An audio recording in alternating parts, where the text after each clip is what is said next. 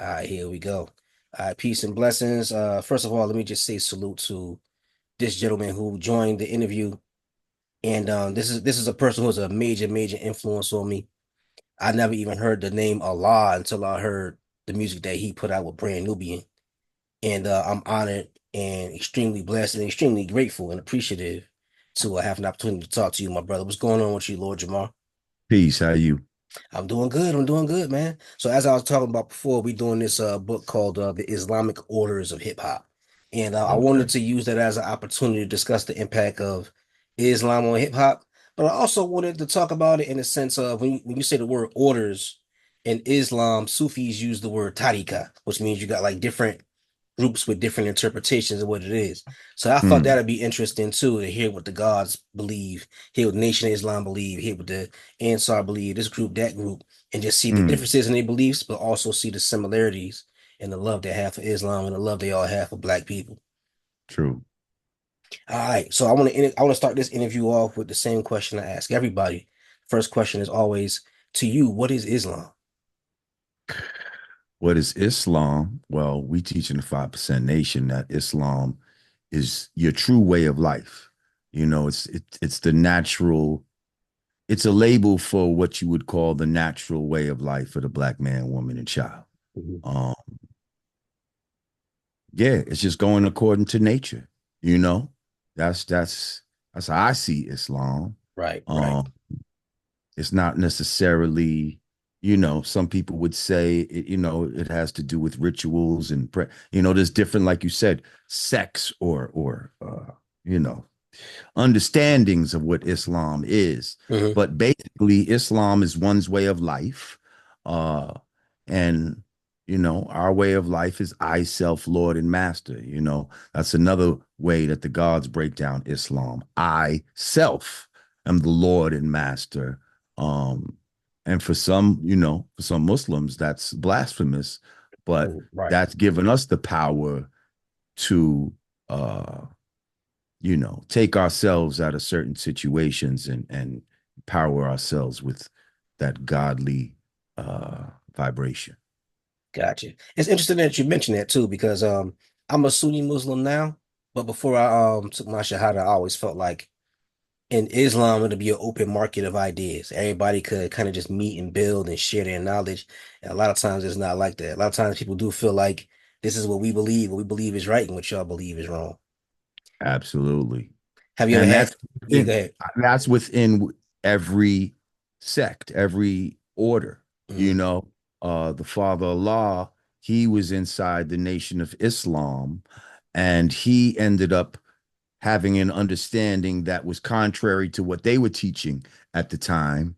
And so they were like, listen, Yeah, yeah, yeah. you either build on what we talking about or you got to go, you Right, know. right, And so he chose to leave, you know. I myself am even experiencing certain things with people in the 5% Nation who right. are stuck on dogma, you know, and feel like, oh, that's not what they taught back then, and this and that and that. Listen, Right, right. understanding is the best part, is what we teach. And everybody's understanding is not going to be the same. And I don't think it should be. Right. Gotcha, gotcha. Now I want to go back to when you was talking about the father leaving the Nation of Islam. I read a Mm, little bit of something about it, but I'm not in either one, so there's always gonna be some details I don't get. And I do remember mm, reading that there was a situation where the father was building. I think they said he mm-hmm. was building on what makes rain, hail, snow, and earthquake. And he said something in that bill, and it was like, "Nah, you're not teaching what we teaching. You got to go." Do you know what it was exactly that made it so they felt that he had to be excommunicated? Well, basically, they were teaching that Master Farrar Muhammad was God, was Allah. Now they would say things like the black man was God, but they wasn't necessarily saying like the black man was Allah. Like Allah came to the understanding, like, hang on, it's not just Master Farrar Muhammad. Like we all are God. We all are Allah. You know what I Mhm, mean? You can't spell Allah without spelling all. mhm. So um that was the contention when he started saying basically that Master Farrar Muhammad was no higher than any of us. You understand what Wow. I'm saying? Right, right, He right. was, we are all. at that same have that same equality, you know? Gotcha, gotcha. So I think Dr. Wesley Muhammad in his book, I think it was Cheery of the Black Gods, he used the phrase the democratization of divinity. Like it's a democracy, Mm, like we all are on the same level. yeah, I could see that. Uh-huh. Now tell us Because about then we are. yeah, break it down. So No, so I was just so gonna say we are. tell me about your journey into Islam. When did you become a member of the 5% Nation? Mm. Well, for me, it came in stages. Okay. Um, I was first introduced. Well, first of all, my mother was a Jehovah's Witness, still is to this very day, right? Hmm. So I was brought up in that science culture, whatever they you want to call it. Um, I was a Jehovah's Witness too. oh, really? Yeah, That's it? when I was like 14, I was raised in a Pentecostal household since I was a little kid. And then a friend of mine started studying with them and he like got me to start reading and questioning and I became a Jehovah's Witness. I got baptized and everything. Wow. Okay. Well, yeah, by that time I was getting away from it and all that. But when I was young, she used to make us go. And I'm not gonna lie, that put a certain type of discipline, when you can't celebrate Christmas and all of these holidays, Halloween and all of this type of shit, Hmm. it can scar a child in a way, but at the same time, later on, you can kind of like appreciate it in a way. Right, right. Like once you realize all that was some bullshit anyway, you're like, well, I never fucking celebrate that shit anyway. So Right. that's one thing that they did have it kind of right when it came to Jehovah's Witness. But anyway, so but being around that and just like hearing about the Bible and reading the Bible, in my mind, I'm like, this don't sound right that these people would be white. You know what I mean? Like even back then as a child, it didn't set right with me. It just felt like these people should be original people. And I'm telling you, I'm a child just thinking this as something logical. It was Right. just logical to me. Like, hang on, you over there, it's mad hot over there. How would they be white? Like, I feel like they can at least be brown like me. Hmm. So anyway, I remember I'm about 13 around this time, maybe 12, 13 around this time. And I'm at my man Buck's crib, and his grandfather was a Hebrew Israelite, Okay. Okay. right? And I never heard of no Hebrew Israelites or nothing, but that's what he was. And he had a book, and inside this book, it was showing like old depictions, like how the Russians just revealed all those pictures of the black Jesus, and he was showing us pictures of like black Jesus and shit like that, like Right. old shit. Like, look, this is what he really looks like. They've been Right. hiding from us. And I was just like, wow, like something in my mind. I was like, I knew it. Like, I knew it.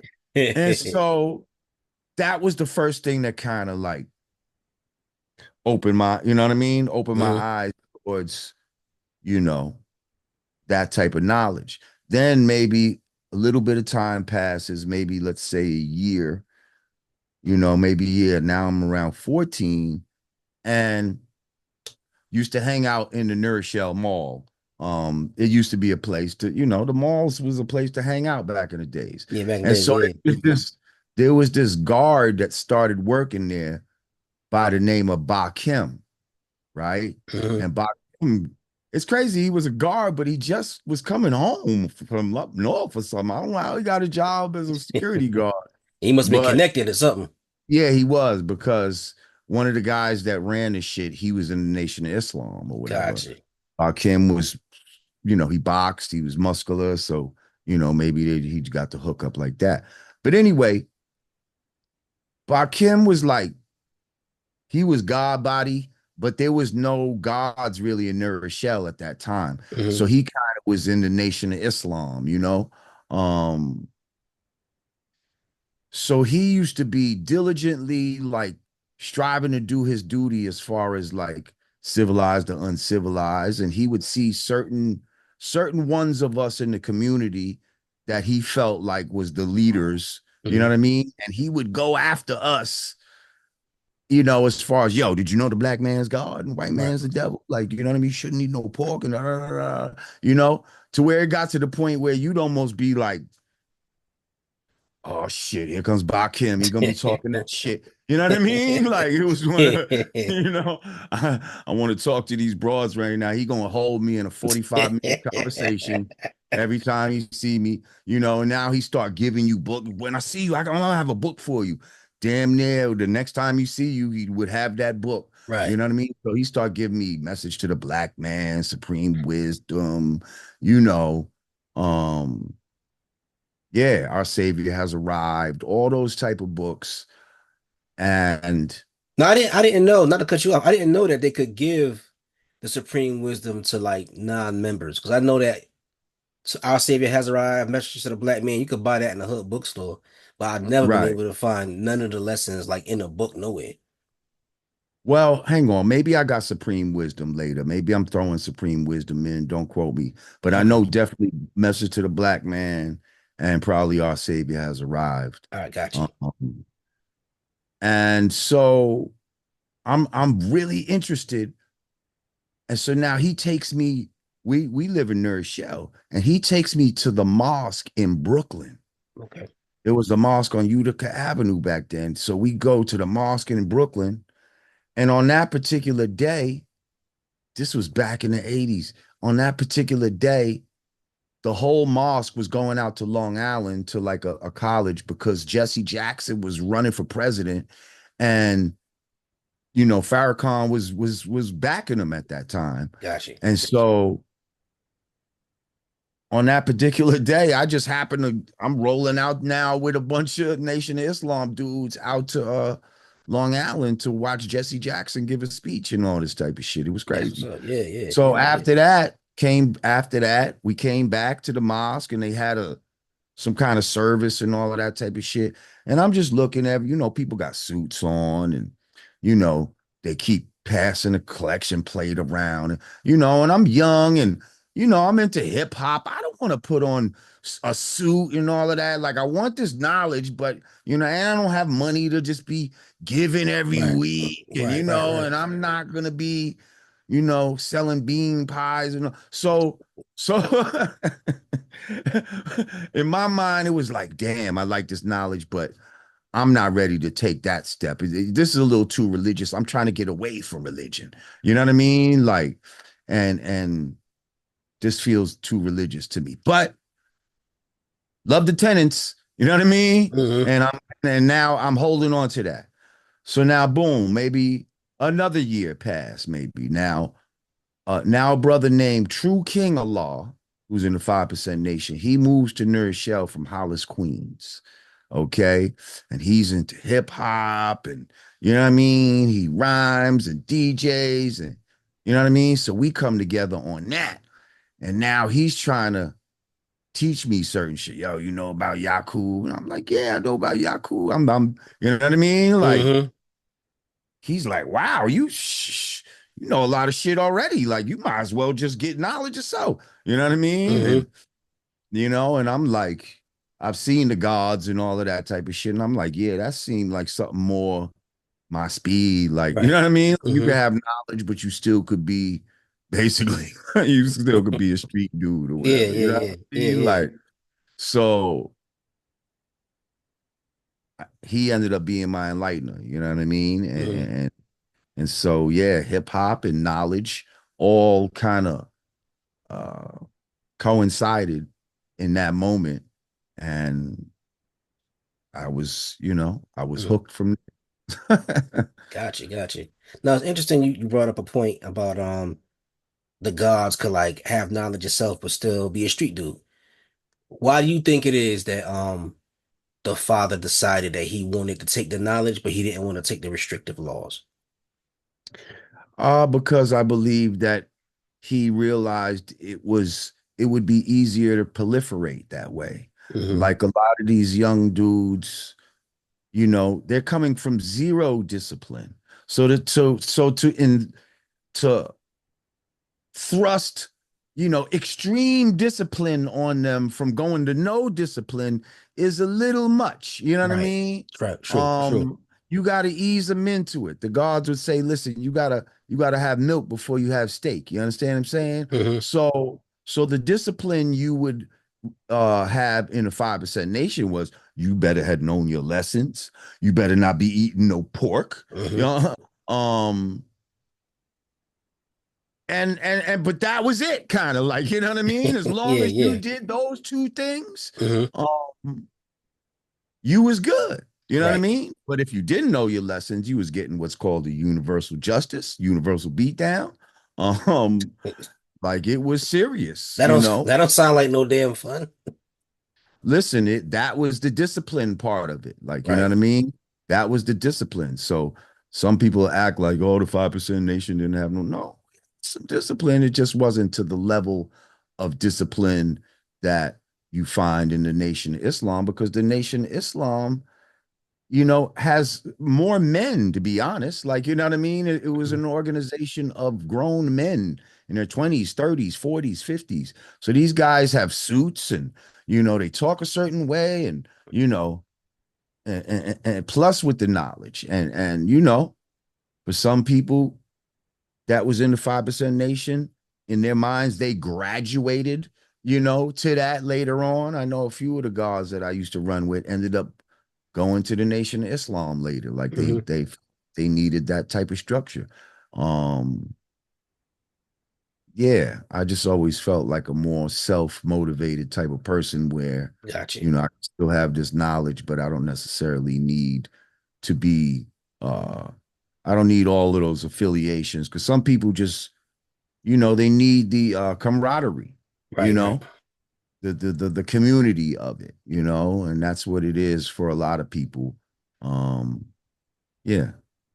Got you. Got you. Um, I heard you say once in a song, can't remember the name of the song, but there was a lyric in the hook where you said, if it wasn't for the gods, this hip hop thing probably would never would be going on. Um, Mm. did the gods start hip hop? Did it come from them or come from you? I'm not gonna say that we started hip hop, but we was part of the start of hip hop. Right. You understand what I'm saying? Hmm. Um, and when it started, we was just front and center. Like the gods, when you was God back then, like these are not the betas and you know, these are the alphas of the community. Like, you Hmm. know what I mean? So if something's going on, we was always going to be front and center. Like, you know what I mean? Whether you Hmm. knew God or not. You know what I mean? So they talk about the B-boy stance and all of that, but that's the gods standing in their truth for square. A lot of gods, some of the gods used to be run security at these jams, at these park jams. And so Hmm. you see brothers standing there like that, and you think, oh, he's standing in a B-boy stance. Nah, he's standing his truth for square. That's the gods. Oh, Um, okay. Okay. yeah, you see what I'm saying? And I feel like through hip hop history, a lot of your favorite MCs and all of that was either God or around the gods and influenced by the gods. Um, and I feel like a reason why we were able to excel in this medium is because we were used to um, memorizing words. Right. You know what I mean? Yeah. Yeah. All the We're lessons and everything. memorizing, we're memorizing these lessons, and we're saying them in a certain type of cadence. First of all, being in a cipher is something that we started. They call them rhyme ciphers now. But Hmm. back then, cipher was something you'd be outside and you see the gods having. And that's everybody going around saying their lessons. How you see today's math and all of that. Hmm. Matter of fact, today's math is God. Yep. Yep. We Yep. started this interview at the God hour. Just let the record reflect. Um, so yeah, uh, being able to memorize words and say them in a rhythmic type of, you know what I mean, pattern is why I feel like a lot of the gods ended up being just rising to the top in this hip hop shit. Yeah. And not only say it in a rhythmic pattern, but say it with power. Because I see the brothers break down Power, the lessons. right. They say it was so much power. I'm like, And whoa. confidence. Yeah. You see what I'm saying? Because you couldn't be out there saying your lessons all scared, like you wasn't sure. You better be 1,000% sure. Right, right. Exactly. Do you recall when was the first time you saw the cipher get integrated and become a hip hop thing? People started rhyming in the ciphers. Do you remember seeing that for the first time? Well, people were rhyming. People, first of all, it's not like the gods would be building and then all of a sudden that turns into a rhyme cipher. Like Right, right, right. that's some that was some serious shit. Like if Right. motherfuckers started rhyming inside there, you might get your ass whooped. Like, you know Right, what I mean? right, right, Like right. that's not the time for that. Like we building right now. You Right. know what I mean? Um, but when it came to like rapping, like, yeah, you might some it might be two dudes rapping, right? But there might be a circle of people who's listening to these two dudes. So it looks like a cipher kind of, Hmm. but it's not that every single person there is rhyming. You see what I'm Gotcha. saying? Hmm. Like I met Sadat X in a fucking in one of those type of ciphers back in the days by the public library. People used to hang out by the library back in the days. And I see a group of people and it looks like they rhyming, and I run up on this shit like, you know what I mean? Hmm. Any hip hop was going down back then, I wanted in. Right. So it was, who the fuck are these kids that I don't necessarily know Hmm. um over here rhyming and shit? And yeah, that's the first time I ever heard fucking Sadat X or Derek X at the time rhyme and shit. Hmm. And yeah, and he was dope. He let me know that there was other people in my city that, you know, that had some shit. Because up to that point, I didn't think anybody was on my level that Right. was my age. You know what I mean? Around Right. my age, because Pooh Bah's a little bit older, but I didn't think anybody around my age was really fucking around like that, Right. you Right. know? Um, so yeah, later on though, people just started calling it a cipher. Like, oh, look, they're having a rhyme cipher. Yeah. Like, and these were, maybe one of the gods said it, and then an 85 heard them say it, and now they're repeating what they said. But somehow that shit started to spread like wildfire. And now I bet you most people, if you say a cipher, they're having a cipher, they're gonna definitely believe that it's something about rapping instead Hmm. of a circle where we, transmit information, you know, Hmm. Hmm. knowledge of self type shit. Yeah. And it's interesting because that was a word that was a term that was used by the gods. Then like people outside of that started utilizing it. Do you feel like a sense of possessiveness? Like y'all using our slang. Like what? Yes, I do. Like even when they spell it wrong, sometimes you'll see Hmm. Cypher. No, we spell it Hmm. Cipher. And it bothers me when I see it with the Y. Like, see, I don't spell this shit. Like, what the fuck? Like, like Yeah. fuck out of here, man. Yeah. Or like at one point in time in hip hop, it was like fashionable for dudes to start calling themselves God. And then you look into their background and they'd be like Christian. They wouldn't even be 5% or nothing. Right, but they're just saying it in the rhyme. Yeah, God. And you know what I mean? That's what's Yeah, up, yeah, God. Like, yeah. yo. And see, back then, there was a time when you couldn't do that. Right, You right, couldn't right. do that. You couldn't fake it. You know what I mean? Hmm. Like, Hmm. because that would be like some Bloods and Crips type of shit. The same way they was like, what set you claim? Hmm. Hmm. It would be like, peace, God. You know what I mean? Yeah, yeah, Like, yeah. who you? Who's your enlightener? How Yeah, you see yeah. man? You know what I mean? And you can't fake that. If Right. you don't know, and you out here trying to pretend and be a jive pretender, mm-mm. Nah, that Yeah, was bad. yeah. Bad. It was like that scene in that Wu-Tang saga where Just Ice approached the RZA like, what's today's math, God? And RZA had to recite it and break it down. You know what's funny about that particular scene? Just Ice is my man, and Just Ice said that that never happened. Yeah, I seen that interview too. I seen that Yeah, he interview. said that. No, I think he said he never even met RZA or some shit like that. But whatever. That's funny. So then after a while, seeing hip hop in the streets, you seeing it move, you started seeing hip hop go to the industry. What was that like for gods to all of a sudden go from straight in the streets, now y'all in the industry? Like, what kind of situation did you find yourself in? What's the obstacles that y'all had to deal with? Because y'all dropping heavy knowledge and calling the white man the devil all at the same time. There had to be some kind of resistance. I mean, I'm not gonna lie. I feel like in the beginning, they weren't even fully hearing what we were saying. Right. They just were happy to be in the business of hip hop. This is when the major labels realized that hip hop was a moneymaker, that it wasn't going nowhere. And now major labels wanted to be a part of it. Hmm. Um, so I'm not gonna lie, we was making these records at first, and I'm just like, did I not hear what the fuck we say? What the fuck we say? Um, but then it was like, fuck it, you Hmm. know, Hmm. like shit, this is what we about. And hey, it's a record company. We got the freedom of speech, Hmm. and that's something that, I can't lie. And I am a very big on freedom of speech. Um, we could talk all the shit we want about America, but we were able to do that, make money, not get killed and all of that type of shit by the government when we said it and all of that Hmm. type of shit. Um, Now, did they keep our career down, subversively? Probably.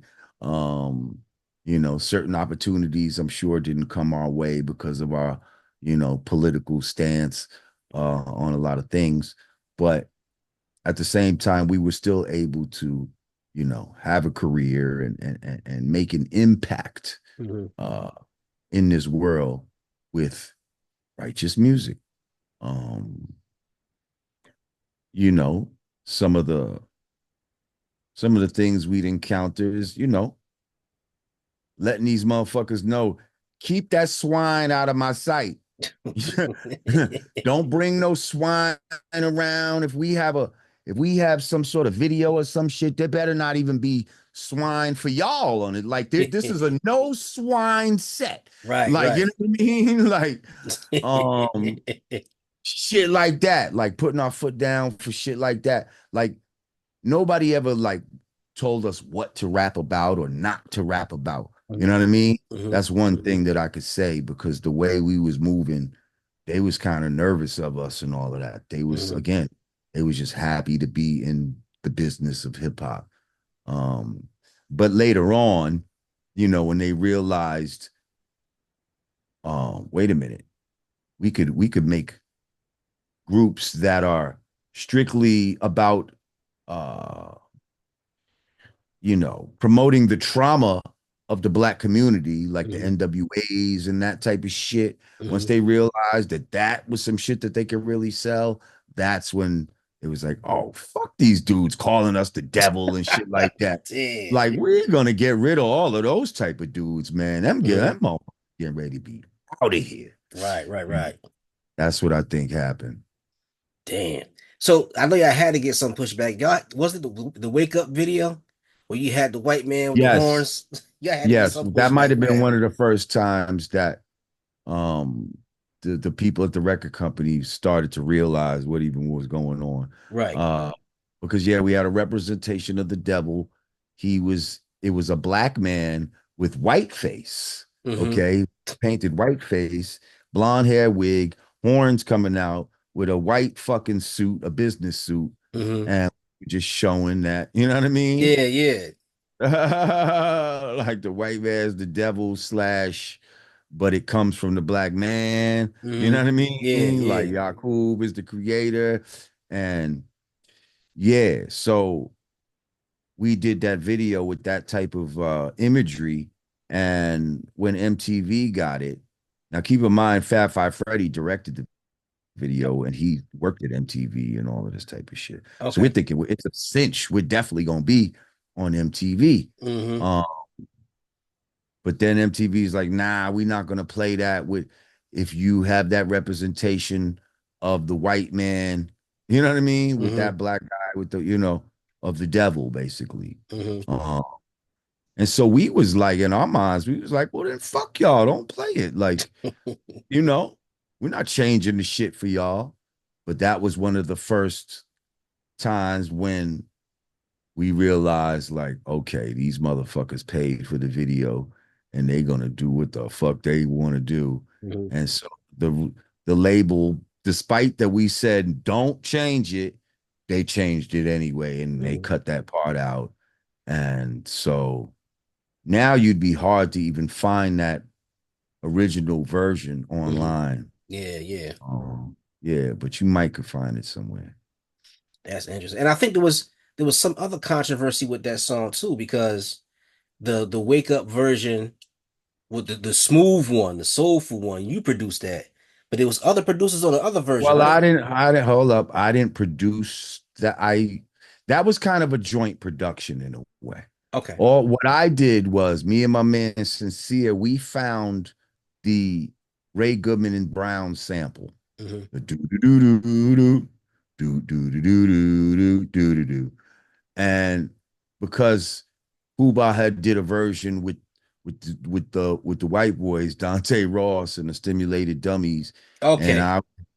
I was like, absolutely not. I said, Right. we are not gonna have that song is not gonna have white people, as the back as the music, the foundation for it. Absolutely not. And it don't So I even have the same vibe to it. It don't have the same soul to it. don't But have, not yeah, dissing exactly. nobody, but Right. So I made sure that I found that shit right there, brought it to Pooh Bah, like, yo, listen to this, say that rhyme over this beat right here. And when he saw, he go, oh shit. So we gave him the record. I wasn't even there for when they actually sampled it and all of that type of shit. And okay. then the next time I heard it, it had that Ray Goodman and Brown mixed with the fucking Roy Ayers with the Sunshine, Right. and that's it's like, oh my god, like Yeah, that, yeah, that's when it became a masterpiece, and I was just like, phew, I'm yeah. so glad that we fucking forced the issue on that shit. Hell yeah. Um, so yeah, so I don't want to take credit as the producer of it. I believe but I'll take credit as one of the producers. I believe Jazzy J was also a producer, as well as Grand Poobah. Okay. That's what's up. That's what's up. And that song is a classic. That shit is brilliant. Um, talk to me a little bit about hold on, you got time? You got a little more time? Yeah, yeah, I guess sometimes. All right, because they're about to end this one. So I'm about to stop it right now and then I'm about to just jump back in. Can you just jump back in? Okay, Hit yeah. the same link because they're about to end this recording now. Okay. All right, give me 1 second.